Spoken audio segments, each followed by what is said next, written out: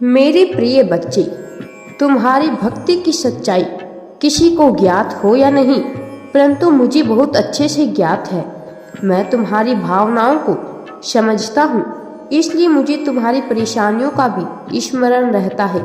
मुझे पता है कि तुम्हें लगता है कि तुम दूसरों से कुछ पीछे रह गए हो।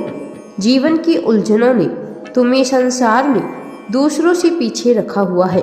अब जब तुम्हारी परेशानियों में थोड़ी कमी आई है, तब तुम कुछ बड़ा, कुछ नया करना चाहते हो। तुम अपनी संपूर्ण क्षमता का उपयोग करना चाहते हो। तुम्हें इस बात का पता है कि तुम दूसरों से ज़्यादा परिश्रमी और काबिल हो। समस्या लेकिन यह है कि तुम्हें लगता है कि दूसरे तुमसे आगे निकल चुके हैं। तुम्हें इस बात को लेकर चिंतित नहीं होना चाहिए। तुम क्या कर सकते थे, उस बात को छोड़कर तुम्हें केवल इस बात पर ध्यान देना चाहिए कि तुम अब क्या कर सकते हो। जो कुछ भी तुम कर सकते थे वह सब तुम्हारा भूतकाल है। जो कुछ भी तुम अब करोगे वही तुम्हारा वर्तमान और भविष्य होगा। भूत में जीना और उसके लिए परेशान होना व्यर्थ है। तुम जो कुछ भी कर सकते हो वह सब केवल वर्तमान और भविष्य के लिए ही कर सकते हो। तुम्हें इस बात को सदैव स्मरण रखना चाहिए कि अपने जीवन को सुधारने का प्रयास करने के लिए कभी भी देर नहीं होती है। देर से शुरुआत करना सदैव बुरी बात हो, यह आवश्यक नहीं।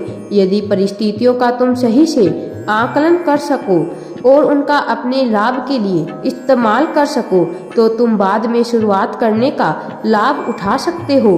तुम दूसरों की गलतियों से सबक भी ले सकते हो और अपना समय और अपनी शक्ति दोनों को बचा सकते हो। देर से शुरुआत करने का यह अर्थ बिल्कुल भी नहीं है कि तुम्हें देर से सफलता प्राप्त हो। सफलता समय पर नहीं, तुम्हारे परिश्रम और नियत पर निर्भर करती है। यदि किसी भी कार्य को तुम अपने संपूर्ण परिश्रम और अच्छी नियति के साथ करते हो, तो तुम्हें सफल होने से संसार की कोई भी शक्ति नहीं रोक सकती। मैंने देखा है कि तुम अपनी गलतियों से सीखने की बजाय उन गलतियों को दोहराते हो। बार बार एक ही तरह की मुश्किलें तुम्हारे सामने आती है।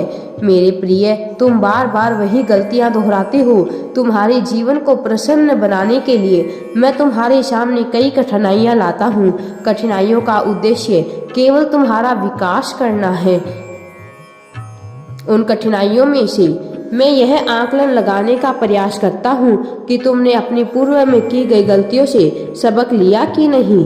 तुम्हारे जीवन में तुम्हारा सबसे बड़ा गुरु तुम्हारी गलतियाँ ही तो होती है। तुम्हें एक ही तरह की कठिनाइयों का सामना बार बार तब तक करना पड़ेगा जब तक तुम अपनी कमियों को सुधार नहीं लेते। यह कठिनाइयाँ केवल और केवल तुम्हारी सहायता के लिए तुम्हारे रास्ते में आती है। तुम स्वयं का समय और मेहनत दोनों बचा सकते हो यदि तुम ध्यान से अनुसरण करके अपने जीवन के कदम उठाते हो। जब भी तुम्हारे जीवन में कोई परेशानी आए तो तुम्हें यह नहीं पूछना चाहिए कि यह तुम्हारे साथ ही क्यों हुआ है मेरे बच्चे, बल्कि तुम्हें यह पूछना चाहिए कि तुमने इस परेशानी से क्या सीखा। जीवन की सारी परेशानियां तुम्हें पाठ पढ़ाने के लिए ही आती है। यह परेशानियां तुम्हारे गलत व्यवहार को बदलकर तुम्हारा विकास करने के लिए आती है। जब तुम अपने अभ्यस्त व्यवहार को परिवर्तित कर लेते हो, तब तुम्हारे जीवन से उनसे जुड़ी परेशानियों का भी अंत हो जाता है। तुम्हें सदैव जीवन में आई कठिनाइयों को गंभीरता से लेना चाहिए मेरे प्रिय बच्चे, और उनका विश्लेषण करके स्वयं को सुधारने का प्रयत्न करना चाहिए। जीवन की कठिनाइयां तुम्हारी शत्रु नहीं है, बल्कि वह तुम्हारी मित्र है। वह तुम्हें और शक्तिशाली और परिश्रमी बनाती है। तुम्हें कभी भी परेशानियों के सामने हार नहीं माननी चाहिए, क्योंकि बिना परेशानियों के जीवन का कोई अर्थ नहीं रह जाता। तुम्हें यह पता होना चाहिए कि अपने सच्चे भक्तों पर मेरा सदैव आशीर्वाद बना रहता है। तुम्हारी भक्ति सच्ची है, इसलिए मेरा स्नेह और आशीर्वाद तुम्हारे साथ है। मुझे ज्ञात है कि जीवन में तुमने जिन पर भी विश्वास किया है उन सब ने तुम्हारे साथ छल ही किया है।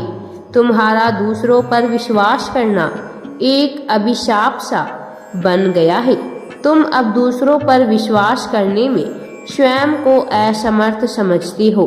दूसरों के विश्वासघात का परिणाम अब यह हो गया है कि तुम स्वयं पर भी संदेह करने लगे हो। विश्वास प्रेम का मूल अंश है, इसलिए तुम्हारे जीवन में अब प्रेम की भी कमी है। प्रेम के बिना तुम्हारा जीवन बिल्कुल अपूर्ण है। इस अविश्वास का एक ही समाधान है और वह है प्रेम पर दोबारा विश्वास करना। तुम्हें समझना होगा कि जो चोट तुम्हें पहुंची है वह प्रेम की वजह से नहीं, तुम्हारी मन की चोट तुम्हारी भीतर से लगी है।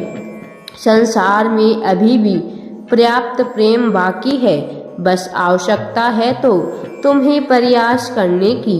प्रेम क्या है, प्रेम क्यों होता है, यह संसार में किसी को भी ज्ञात नहीं है। प्रेम के लिए सबसे पहले आवश्यक है कि तुम स्वयं को प्रेम करो। यदि ऐसा होगा तो तुम्हें फिर कभी भी दूसरे की वजह से स्वयं पर संदेह नहीं होगा। तुम जिससे प्रेम करते हो उसकी कमियां भी स्वीकार करते हो। तुम्हारी जो कमियां हैं उन्हें भी तुम स्वीकार करोगे। प्रेम में त्याग, निष्ठा, सहानुभूति और माफी होनी चाहिए। मेरे प्रिय बच्चे, इन सभी भावों के बिना प्रेम अधूरा है। यदि तुम स्वयं से प्रेम करोगे तभी तुम किसी दूसरे से प्रेम करने की हिम्मत जुटा पाओगे। लेकिन इस बार किसी भी तरह के आघात से तुम बच पाओगे यदि तुम्हारा स्वयं पर विश्वास निश्चित रहेगा। प्रेम संसार का सबसे पवित्र भाव है। प्रेम करने में कोई भी बुराई नहीं है मेरे प्रिय, किंतु दूसरों के प्रेम में स्वयं से घृणा करने लगना सबसे बुरी बात है। संसार में सबसे पूर्व स्वयं से प्रेम करना सीखो, क्योंकि तभी तुम किसी दूसरे से प्रेम करने में समर्थ होंगे। मैं तुम्हारे आचरण से काफ़ी प्रसन्न हूँ। मैंने तुम्हारी आत्मा के भीतर झांक कर देखा है। बाहर से तुम संसार को चाहे जैसे प्रतीत होते हो, लेकिन अंदर से बिल्कुल साफ हृदय वाले व्यक्ति हो। अपने इस पवित्र हृदय को तुम्हें दूसरों के सामने प्रकट करना चाहिए। मेरे प्रिय बच्चे, तुम्हें अपने शब्दों का उपयोग दूसरों को आराम देने के लिए करना चाहिए।